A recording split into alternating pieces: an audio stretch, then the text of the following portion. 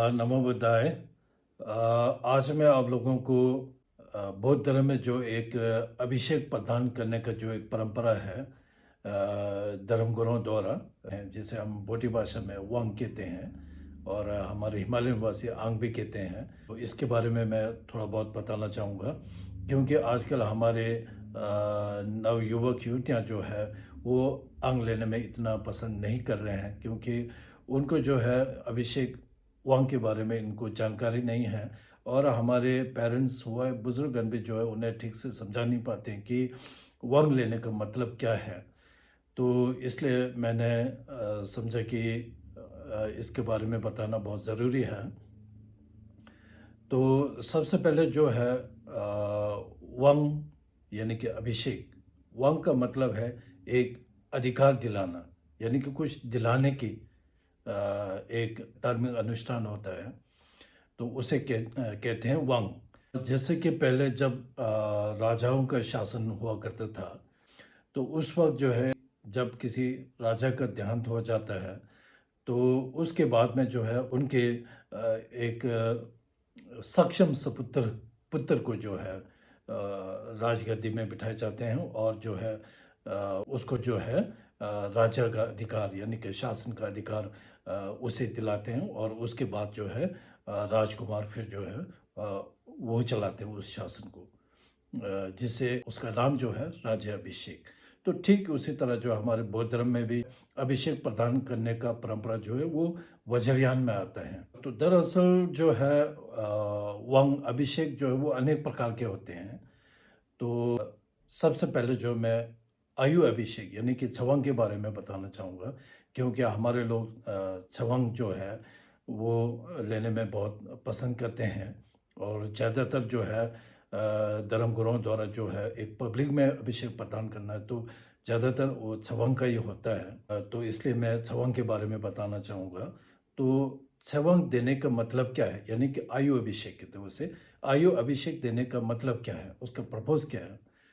आयु अभिषेक देने का मतलब होता है जैसे कि हमारा इस काल में जो है हमारा आयु का सीमा जो है वो 100 वर्ष का होता है। जैसे बुद्ध भगवान ने भी जो है उन्होंने जब वे बोधिसत्व थे, झांझू संबा थे, तो उस वक़्त उन्होंने संकल्प ली कि जब मानवों का जो एक आयु का सीमा जब 100 वर्ष का होता है, तो उस वक़्त वे बुद्धत्व प्राप्त करने के ऐसा एक संकल्प लेते हैं। क्योंकि सतयुग में जो है हमारा इंसान का आयु सीमा जो वो 10,000 से भी ऊपर भी हुआ हुआ करता था। तो धीरे-धीरे जो है हमारे काम, क्रोध, लोभ, मोह, ईर्ष्या, अहंकार इसके वजह से वो धीरे-धीरे घटते गए। तो अभी भी जो है घट रहा है। तो मैं एक इसके बीच में एक उदाहरण भी देना चाहूँगा क्योंकि आजकल के बच्चे जो है कम से कम 3 या 4 से जो है वो स्टेज में परफ़ॉर्म देना शुरू हो जाता है और जो है वो बच्चे जो आजकल के बच्चे जो बहुत ही एक्टिव होते हैं पहले हमारे तुलना में जो है बहुत ही एक्टिव होते हैं। जब हम बच्चे होते तो हम तो 8-9 साल तक तो जो इतना इंटेलिजेंट नहीं हुआ करते थे। तो आजकल के बच्चे तो हर काम में जो है वो बहुत ही एक्टिव होते हैं। तो इसका मतलब है उनका आयु जो है अब जो जो हम यानी कि 12, 13, 16 में जो हम कुछ काम करने के सक्षम होते हैं वो 3-4 में करने लग जाते हैं। तो इसका मतलब ये होता है कि बहुत फास्ट में जा रहा है और आयु का सीमा भी अब बहुत घट गया है ऐसा लग रहा है। अब ये आयु अभिषेक संवाद देने का मतलब होता है मान लो एक आदमी ने 100 साल जीने का उसका एक कर्म होता है पिछला कर्म 100 साल तक जीने का। पर जो है वो बीच में जो है 60 या 70 में उनका देहांत हो जाता है। वो किस लिए? हमारे शास्त्रों में लिखा है कि जो है उसे कहते हैं अकाल मृत्यु यानी कि समय से पहले गुजर जाना। ये एक ऑब्स्टिकल जो है उनके आयु का जो है एक बाधा आने के कारण बाधाओं के कारण जो है उनका मृत्यु हो जाता है। तो उस बाधा ऑब्स्टिकल को जो है दूर करने के लिए जो है छेंगू और छेवांग इसका अभिषेक प्रदान किए जाते हैं। तो इसका मुख्य पर्पस जो है वो जो है आयु अभिषेक प्रदान करने का यही होता है। तो आयु अभिषेक प्रदान करने के लिए जो है धर्म गुरु जो भी हो वो सबसे पहले वो आयु अभिषेक प्रदान करने से पहले वो साधना में बैठते हैं। जैसे आयु प्रदान करने वाला बुद्ध, अमितायु बुद्ध, जिसे हम गुम्बद सभा में कहते हैं। तो गुम्बद सभा में का वो आलंबन करके जो उनका आह्वान करते हैं, और जो है दीर्घायु अभिषेक का दरबे हुआ, और मुद्रा हुआ, और समाधि, और जो है दीर्घायु का मंत्र जाप। तो इनके सारे जो है धर्मगुरु दीर्घायु की समाधि में बैठते हैं। फिर उसके बाद जो है अनुयायियों को दीर्घायु प्रदान करने का प्रक्रिया शुरू होते हैं। तो इस प्रक्रिया में जो है धर्मगुरु अपने अनुयायियों को जो है बोडी भाषा में सबुम कहते हैं।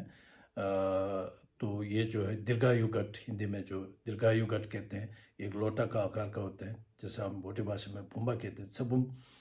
तो उसके सारे हुआ, और जो है फिर दीर्घायु गुलिका कहते हैं, हम सीरियल कहते हैं, और दीर्घायु का एक वाइन होता है, छेचांग कहते हैं, और जो है एक सुंकु कहते हैं, रक्षा सूत्र, एक आपको एक धागा दिए जाते हैं। तो उन के सारे जो है धर्मगुरु अपने अनुयायियों को जो है दीर्घायु अभिषेक प्रदान करते हैं। अनुयायी जो अपने श्रद्धा से, जो बिल्कुल दिल से श्रद्धा से जब उस अभिषेक का अभिषेक लेते हैं, तो उनका आयु में जो अगर बाधा ऑब्स्टिकल आए तो वो निश्चित रूप से वो दूर हो जाते हैं, और जो है 100 साल जीने का अगर कर्म है तो वो 100 साल जीते हैं। तो इस अभिषेक को जो है चाहे टिबेटन हो या हमारे हिमालयन वासी, साल में 1-2 बार तो ज़रूर लेते हैं, और लेना भी चाहिए। कुछ लोगों के अंदर दीर्घायु अभिषेक गलतफ़हमी भी है। वो लोग सोचते हैं कि ये आयु अभिषेक आयु बढ़ाने का, ऐसा नहीं है, आयु बढ़ाने का नहीं है। आयु तो जो कर्म, पिछला कर्म से जुड़ा है, जितना आपने कर्म पिछले जन्म में अच्छे कर्म किया है, तो उतना आप जियोगे। तो जो एक जीने का एक कर्म जो होता है, अगर उसके बीच में कोई बाधा आ रहा है, तो जैसे अकाल मृत्यु आने का हम बोटी भाषा में, शास्त्रों में कहते हैं कि द्विमिन छिव चुपगे, अकाल मृत्यु 18 प्रकार के अकाल मृत्यु होते हैं। तो उससे बचने के लिए जो है ये दीर्घायु अभिषेक प्रदान किए जाते हैं। शास्त्रों में लिखा है कि जब कर्म आ जाता है तो उस वक्त कोई भी बचा नहीं सकता है, चाहे अमितायु बुद्ध साक्षात आके आपको अभिषेक प्रदान करें, या वज्रपाणी जिसे हम छाना दोर्जे कहते हैं, वो बाधाओं को दूर करने के लिए मुख्य माने जाते हैं, वो आके आपका बाधाएं दूर करने के लिए कोई अनुष्ठान किए जाते हैं, तो उससे भी कुछ फर्क नहीं पड़ेगा। और जो है मेडिसिन बुद्धा, अगर वो आके आप बीमार के बारे में वो दवाई देते हैं, तो मतलब कोई भी फर्क नहीं पड़ेगा। शास्त्रों में ऐसे कहते हैं कि जब आपका कर्म आ गया तो आ गया, तो कर्म को कोई भी बदल नहीं सकते। मतलब भगवान भी जो है कर्म को नहीं बदल सकते हैं। बेशक बीच में जो एक कुछ बाधाएं जो आते हैं, उसको दूर करने की, उस मुक्त होने के लिए जो है ये अभिषेक प्रदान करने का एक धार्मिक अनुष्ठान होते हैं। तो हमें इसे ज़रूर हमें अभिषेक जो हमें लेना चाहिए।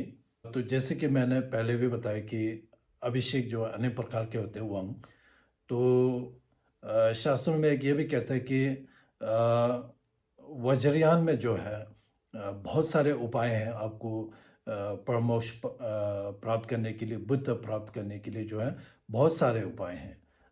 तो इसमें से जो है एक उपाय जो है वो अभिषेक, ये भी जो है आपको बुद्ध प्राप्त करने का एक एक ये एक आपका एक मार्ग होता है।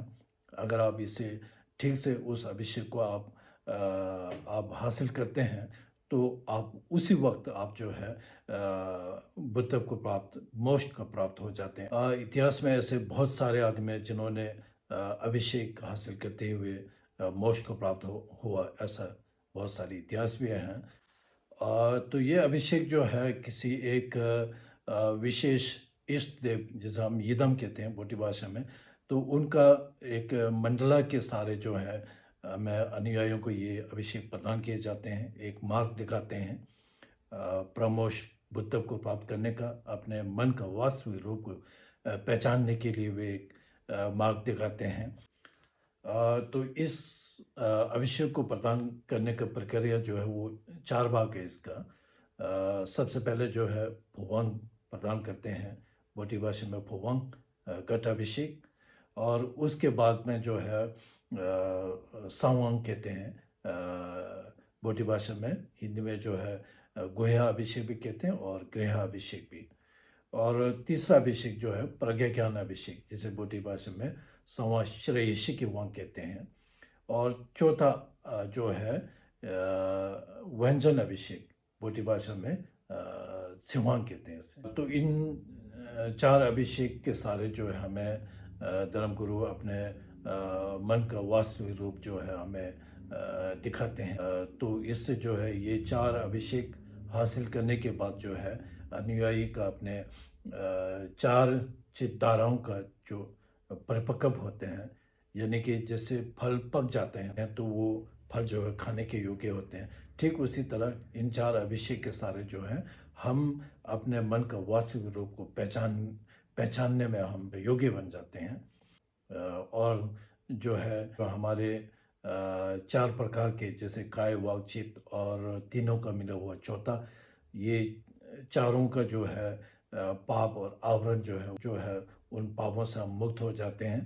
और हम 4 प्रकार के अभ्यास, बोटी भाषा में न्यमलिंग कहते हैं, जैसे उत्पन्ना का और संपन्ना की, जैसे केरिम जोरिम वगैरह 4 प्रकार का हम अभ्यास करने में हम सक्षम हो जाते हैं, उसका अधिकार हमें प्राप्त होते हैं।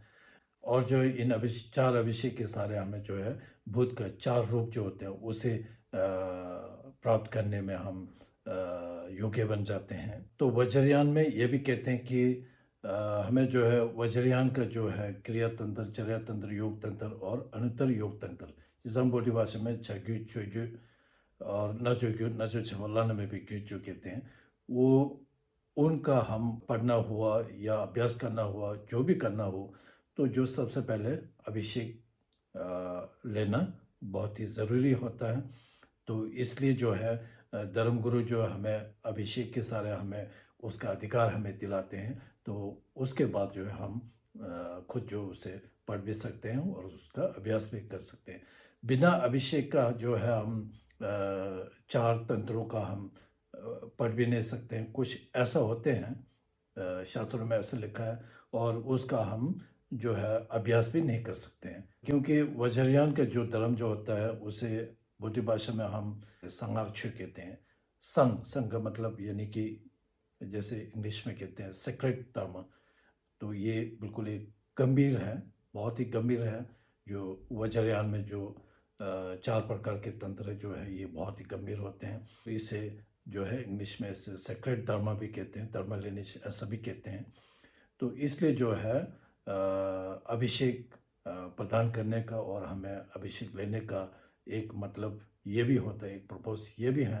अभिषेक का मतलब जो है ये हुआ। तो आज के लिए इतना ही। सर्वमंगलम।